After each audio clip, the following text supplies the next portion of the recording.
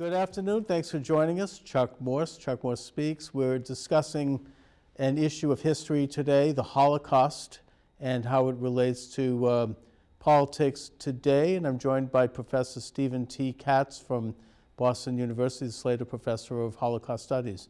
Stephen, thanks for joining me. My pleasure. Stephen, I want to talk first of all because you're one of the founders, one of the creators, if you don't mind my saying, of Holocaust education in the United States in the post-war period, as we know it today. So, give us a thumbnail of what is the content of Holocaust education today. Well, I would say, first of all, it's spread enormously all over the university world, secondary education, in a lot of states it's mandated. So it's become a very widespread study. It generally falls into two areas. The most common, I would think, is historical studies, where you get people teaching a course that begins somewhere in the 30s and goes to 1945 and tells people the historical experience. The second place that is very popular is in literature courses, because people read Elie Wiesel's work, Primo Levi's work, various kinds of work by Anna Frank. So that's a place where a lot of students come into the subject in reading this kind of literature.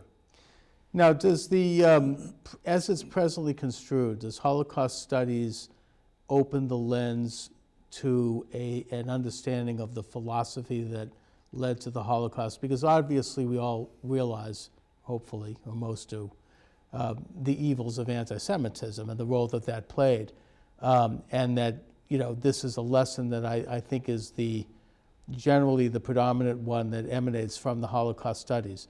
That not just anti-Semitism, but bigotry and prejudice is bad, which is obvious. Of course, that's true. But does it open the lens to a look at what Nazism was as a belief system that led to that?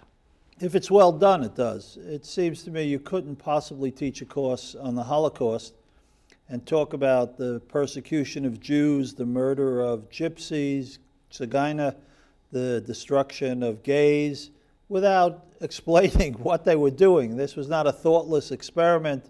This was not random. This was not an accident. This was all done very carefully. An entire continent was galvanized to pursue certain kinds of genocidal ends. So obviously the theory behind it, the Third Reich, the National Socialist agenda, is a crucial part of this conversation. There's always, though, a piece missing from what I can tell from this study, and to me it seems obvious, and it seems like almost the elephant in the room, but very rarely have I heard it discussed, and that is that really a lot of the infrastructure of the Holocaust and the functioning of it emanated from Bolshevik Russia. That in fact Lenin in 1917-18, he set up a concentration camp system that was virtually emulated by the Nazis, the Gulag system. He set up a national police force, the Cheka, which was emulated by the Nazis with the Gestapo. He had the Cheka go out and liquidate groups of people that were politically incorrect, as he said, people that were inconvenient to the advance of his radical socialist agenda. And Europeans were very aware of that, and they were very aware of the heinous nature of that regime, and it being the most bloodthirsty in modern times at that point. And they also were aware of the fact that a lot of the sort of the, I guess you might say, the liberal elite of the world turned their back on it and ignored it. In fact, they even praised it in many cases. And I don't think that was lost on the Nazis. I think that it seems to me that a lot of what they did was inspired not only by that regime and what they did. Don't forget, Lenin had already slaughtered up to 4 million people before Hitler even joined the Nazi Party. It was not only that they emulated it, but they also were encouraged by the fact that this was given a green light in most circles, that they got away with it, that they were seen as, quote, progressive. I'm not sure that I would agree with the fact that they were seen as progressive, but there's no question that people were watching each other. Hitler kept a close eye on the Soviet Union. He knew what was happening there. His primary enemies were the communists, which he railed against in Mein Kampf. He knew all about the ideology of Leninism. But I'm not sure that the failure of the European liberals to defeat or to intervene was the reason that Hitler was able to move forward. I think they moved forward because the European liberals didn't intervene against Nazism for their own reasons. That is to say, Europe was weak. World War I had come and left a tremendous crater in the demographic community, the number of deaths. The economic situation was desperate. The inflation of the 1920s that the German state further encouraged, so that when they paid reparations, they would pay less money back. America was in the throes of isolationism. Remember, Wilson tried to get America to join the League of Nations, which was his idea, and then the League of Nations went forward without America. Right. Britain had cut dramatically its economic support for military hardware. So it was a whole concatenation of various phenomena. I'm not sure that it was the failure of liberals and socialism that I would put at the top of the list. Well, I mean, obviously it's a very complex subject, and I don't mean to in any way simplify it and try to capsulize one thing. I bring this up because I think it's the one thing that's not part of the firmament when we discuss it. I mean, everything you said is true, all of it important, and your research is totally right, and I respect it immensely, but I think that the one missing piece of the puzzle, to my way of thinking, was the Bolshevik influence. Now, Hitler, in Mein Kampf, he said that as a young man, his first political influence was Marxism. He, according to his own autobiography, as a young bohemian in Vienna, he immersed himself in Marxism for a full year and studied all of its aspects. And I think that there's a great deal of evidence to suggest that he was very socialistic. I mean, he called himself National Socialism. And if someone knows the German language, they know that the emphasis on that title is socialism. Yes, socialism. And that if you look at the Nazi Party in its early stages with its bill of particulars, it reads like a communist manifesto. It's well, it's redistributive. It's a different kind of. Right. I think, though, you have to be careful for one reason. Nazism is a racial theory. Right. And it reconstructs the state on the grounds of race. Socialism is an economic theory built on class. And therefore, the fundamental structure of the communist state, besides its apparatus of terror, obviously an apparatus of terror will always have police units, it will always have secret police, it will always have concentration camps, it will always have all kinds of violence. So you have to get past that to really look at the comparisons between these two regimes. I think that obviously the focus on the communist focus is on people who are not politically correct. I mean, that's why communist China, even to this day, executes an average of, according to Amnesty International, an average of 50,000 people a year. Not for crimes, not for violence, but because they said things or they spoke for things that run contrary to the state. And whether it be people who are deemed politically incorrect because they're standing in the way of the political ideal, the socialistic utopian idea, or whether it be based on race. I mean, I think that that's an important distinction, but ultimately, at the end of the day, I mean, it's still a system of utopian socialism. This idea that to remove the people who are deemed as enemies of the state, whether it be based on race or whether it be based on the people, on class or political orientation, they are still systems that I think have a lot more in common. Now, I think that the Nazi movement was a left movement. I think the only reason why we can refer to Nazism as on the right, the only real reason in the real sense, is because it was to the right of Stalin. I mean, when Hitler and Stalin, who were allied and who both launched World War II together in the Nazi-Hitler pact. The pact, Hitler double-crossed Stalin by Operation Barbarossa about 2 years later by invading Russia. It was at that point that Stalin began a campaign of referring to Nazism as right-wing and reactionary. But I think up until that point, certainly the hardcore left and the communist left and their close coterie of followers viewed Nazism as progressive, and they outright supported it during the Hitler-Stalin period. With respect, I would say that's a misreading. You have to remember, in the 30s, the main enemy of National Socialism, if this goes back to Mein Kampf, was the left in Germany. And the first concentration camps in Germany, Dachau, Bergen-Belsen, that were created after the Reichstag fire, were created to incarcerate communists. Right. And to dismantle the left in Germany. The difference between the left and the right here is a little bit complicated. I think the reason that the Nazis are not a left movement is their economic project is not a socialist project. If you look at the support that they received from the industrialists in Germany, and if you look at the fact of the way they treated labor, and if you look at the way they tried to stabilize payments of salaries during the war, and they did not confiscate. So I think you have to really be careful. Usually in European culture, the definitive fact of the left and right had to do with economic policy. And that was certainly a difference between Germany. The Hitler-Stalin pact with Molotov, signed in August of '39, was a pact of convenience. That is to say, they each had their agenda. Stalin had an agenda that he had decapitated the Russian army, and he had no generals left. He had hardly any officers left. He was absolutely unprepared. And you see when the war begins, he's unprepared because the Russian army takes 5 million prisoners of war within 6 months or 8 months. Right. On the other hand, the Germans have a very clear awareness that if they fight on two fronts, they're going to be in deep trouble because they credited the Russian army with more staying power than it actually had. So they thought that if they move against Eastern Europe, the Soviet Union, at the same time that they're going to move against France and Belgium and Britain eventually, they're going to be in a difficult place.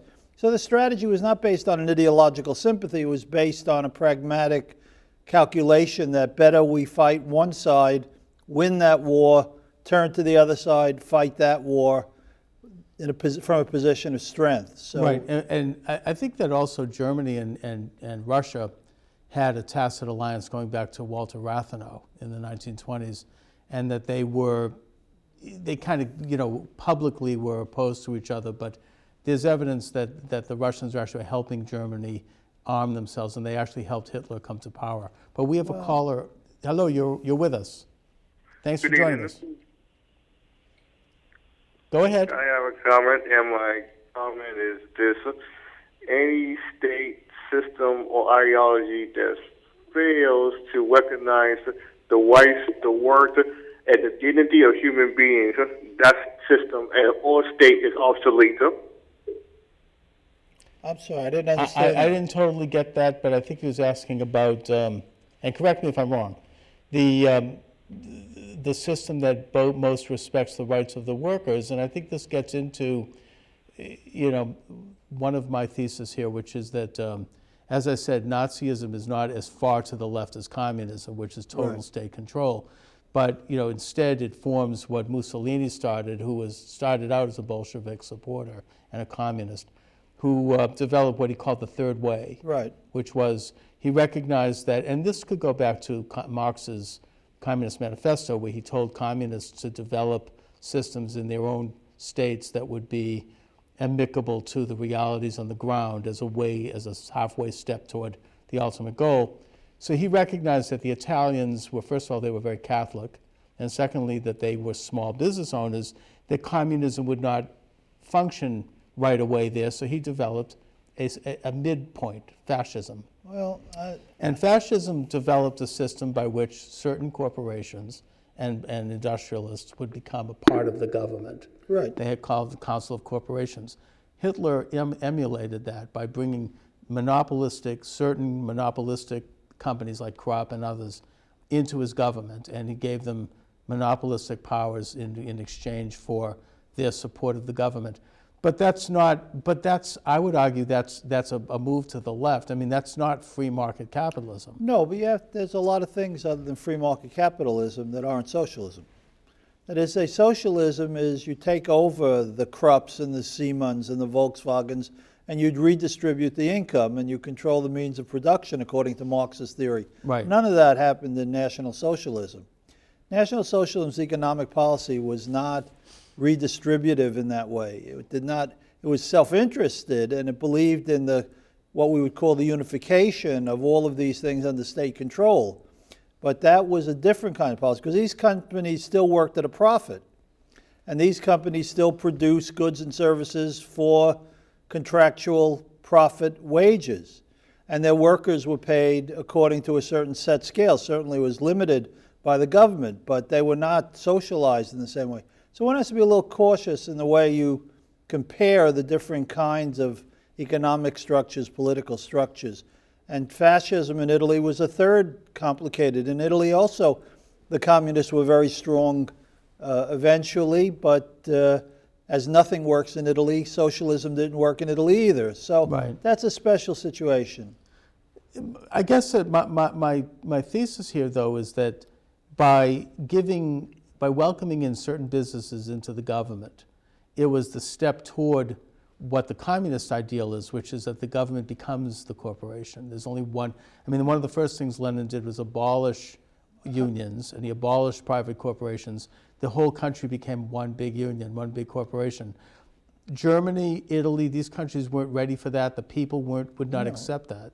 So it was a move to the left, but it wasn't as far to the left as an outright state control. But when you say that it wasn't redistributist, I would take issue with that, in that Nazi Germany was very much what we might today functionally call a nanny state. A what? A nanny state. Nanny state. It was very redistributist. I mean, there was the rise of the welfare state, which actually started under Bismarck and the Prussians, but there was also the national education, the national health care, the national, the Hitler Youth movement, and the everything became nationalized, national police. This is a move toward a socialistic system, and it was a move away from, it was the most radical socialist regime Germany had ever had. Well, but it wasn't communist, so that's why. It was certainly state-controlled. Right. The state was controlling, but that's a different matter. State control per se is not socialism. And as long as there were independent corporations with profits, and they showed profits on their books, and they made contracts for specific economic arrangements, the government would buy things from them, the government would provide them with various kinds of support because of what they bought. In other words, their purchases. It was not a socialist system that they had. Now, what it would have evolved into in 100 years or 50 years or 30 years, I can't say. Sure. But under the conditions of the 30s and then the conditions of war, one has to be a little cautious. Right. I mean, the way I see it was that it was a move toward socialism. Obviously, they didn't achieve the Bolshevik Soviet style, because Germany was not that. Very far, right? But it was certainly the most radical, socialistic government that Germany had ever experienced. And I think that needs to be understood, because then we can understand more a little bit the lessons of the Holocaust. I think it needs to be understood in that context. As I mentioned, I mean, communist regimes have been involved with far worse in terms of the sheer numbers of killings of people who oppose the regime, whether it be based on race or class or political agendas. And I think that it's all part of a general philosophical root. And I think it does go back to Marx. It goes back to the French Revolution. Well, I'm not sure. You have to be careful. People misuse all of this evidence. The fact is, Marx was a man of ideas. He sat in the British Library and he wrote his books. Right. I don't think he thought of himself as a political liberal, and he thought of himself as a humanitarian. And if you look at the 1844 manuscripts and the 1848, what are called the young manuscripts, you see that he's involved in a debate about making a more liberal society. And the objective of Marxism is actually to create fairness. The whole object of the exercise is not economic in the ultimate sense. Economics is a subordinate condition that creates fairness. What Marx is saying is that the workers are being exploited, and therefore you have to create different mechanisms so that the worker is treated more fairly, and there won't be people who are bosses and there won't be people who are serfs.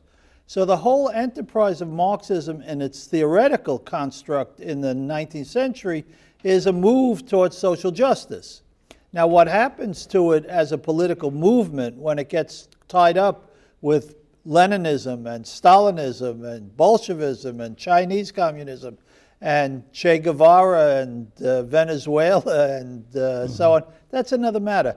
So I think one has to be careful. I don't want to exonerate Marx completely, but I think you'd be very hard-pressed to read Marx and generate death camps. He also authored a pamphlet in 1846 or 1847 called On the Jewish Question. 1844, on the Judenfrage. Yeah. Which was republished as A World Without Jews. Yes, that's a very, very, very anti-Jewish publication. But if you look at that publication, and it was very popular in left circles right up to World War II. It's been popular even till today. Well, it sort of became out of fashion after Hitler. But the basic premise of that was that, first of all, the idea of private ownership was a false consciousness that was created by exploiters. That was the conspiracy theory underlying it. But secondly, he points out that it was the Jews who did this, and that Judaism had to be eliminated in order to move the world more toward this utopian idea where you have absolute equality. Well, remember, the Judenfrage is a question of anti-Semitism. What he's discussing in the Judenfrage is a question that was being hotly debated in circles in Germany among Hegel's students, namely, how can we eliminate anti-Semitism and what rights should we give Jews politically in a new Europe? Because remember, Jews had never had rights before. So when the ghetto walls came down, the French Revolution came, the liberalization of all these states gave Jews rights. The question was, is this a good idea? And should the Jews respond in some way so that the emancipation of the Jews will be two-sided? The Europeans will liberate the Jews from their political disabilities, living in ghettos and so on, and the Jews will liberate themselves from their Judaism. Marx's Judenfrage is an expression of the second. Namely, that Judaism creates anti-Semitism, and that the reason for it is their peculiar economic role, and to overcome anti-Semitism, therefore, the Jews have to stop being Jews. So Judaism is the target of the pamphlet, but the objective is to create a society without anti-Semitism. It's not a desire to create Jews going to death camps. He specifically refers to in that pamphlet, refers to Jews as hucksters. Yes, ugly, I say, very, very ugly. But the point is that it's more than, it's ugly, sure, but there's something underlying that. In other words, he was saying that they invented, basically, and he refers to it as a false consciousness, this idea of self-interest, huckstering, and that they worship what he calls the god of money. Yeah, Malach. Now the point is that is saying that in order to eliminate those ideas, which would lead to this absolute ant colony that he fantasized about, you had to remove such things as what he called huckstering, what we in this country call free trade of goods and services. Capitalism. And he thought the Jews... Money, which is an abstract means of exchange, and self-interest, which is the individual's right to be free and to know who they are. That's right. And he felt that that since the Jews invented these ideas, because these ideas in his world were false, and they were created by exploiters, that Judaism would have to be removed. He went on in that pamphlet to say that Judaism had corrupted Europe, Christianity, and the United States. And he published articles in the United States.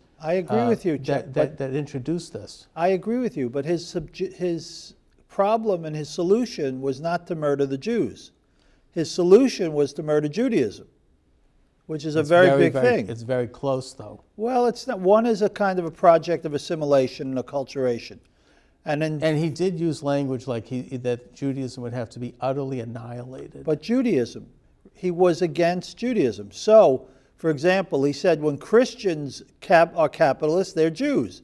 So they also are tainted by the same dilemma. In other words, the enemy is capitalism. And where you have capitalism, you have corruption and destructive behavior. If you want to eliminate destructive behavior, you eliminate this Judaism, which is its root. But that's very, very different than arguing that you are going to murder the people who are representative of that position. What you're going to do, and this is why I said before, class is different than race. In race, you can't change a person's genes. Right. In class, you can re-educate. In other words, that was a word popular in communist Russia That's also, right. and popular in China, and popular with Marx. You're going to remake the consciousness of the people who are now, as you say, have false consciousness, who now exploit, who are now parasitic, who now belong to a class that takes advantage of their economic situation.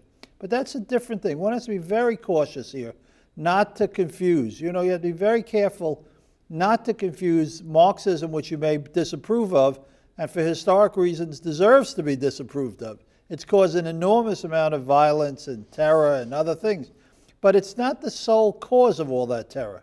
Other things intervene into the Communist Manifesto, you might say, to produce the outcome which is the totalitarian outcome. The totalitarian imagination, the totalitarian drive politically, is not commensurate one-for-one with the Marxist position. And therefore you can have social democrats and you can have non-social democrats, non-democratic socialists. Right. You can have people who advocate for Marxism and will have redistributive projects, and you can have people like Stalinism who build the Gulag. So it's very different. First of all, I'm not suggesting that Marx invented anti-Semitism. No, he certainly didn't. It goes back to Haman. I mean, it's anti-Semitism is an old story. But he gave it a scientific gloss in modern times. Yes, he gave it a philosophical explanation. And he gave it a certain legitimacy in that. Absolutely right. That's why the left has always been anti-Jewish by and large. But where I might differ with you a bit is that by giving it that scientific gloss, and by saying that Judaism has to be eliminated, what happens when the Jew doesn't want to go away? Well, you see, but the point is, it's not the individual Jew. Remember, Or the Jewish people. Marx is talking about structures, and he's talking about society as a whole. So what he's talking about is revolutionary changes in the whole of society, the ownership of the means of production. Okay, we're going to take a brief break. We've got some public service announcements coming up. Good. And we'll pick up this thread. Are these Marxist announcements? I don't know. They might be. We'll roll with that when we come back. Although I still see myself.